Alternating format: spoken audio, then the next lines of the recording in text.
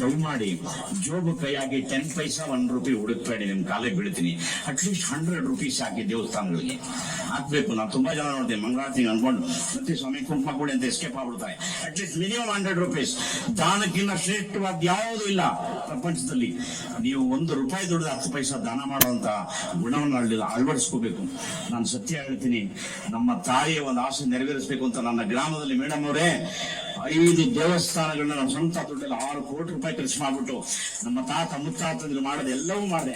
ನನ್ನ ಬಂಧುಗಳು ಏನಂದ್ರು ಗೊತ್ತಾ, ತುಂಬಾ ಖುಷಿ ಆಯ್ತು ಅಂದಿಲ್ಲ, ಈ ದುಡ್ಡು ಅದಕ್ಕೆ ಹಾಕೋಕೆ ನಮ್ಗೆ ಕೊಟ್ಬಿಟ್ಟಿದ್ರೆ ಟ್ರ್ಯಾಕ್ಟರ್ ಎಲ್ಲ ತಗೊಂಡು ಬಿಡ್ತಾ ಇದ್ವಿ, ಏನಿ ಅಪ್ಪ ಹಿಂಗ್ ಮಾಡೋನೆ ಅವ್ನು ಆಳದಿದ್ದು ಅವನು ಅಂತೆಲ್ಲ ಬೈದ್ರು. ನನಗೆ ನಾನು ಕೇರ್ ಮಾಡಿಲ್ಲ. ನಾನು ಸತ್ತ ಮೇಲೆ ನನ್ನ ಕುರು ಬಿಟ್ಟು ಹೋಗ್ಬೇಕಲ್ಲ, ಏನ್ ಮಾಡಿದಾನಂತ. ಯಾಕಂದ್ರೆ ನಾವೆಲ್ಲ ಪೀಡೆಗಳು ಬಂದಂಗೆ ಬರ್ತೀವಿ.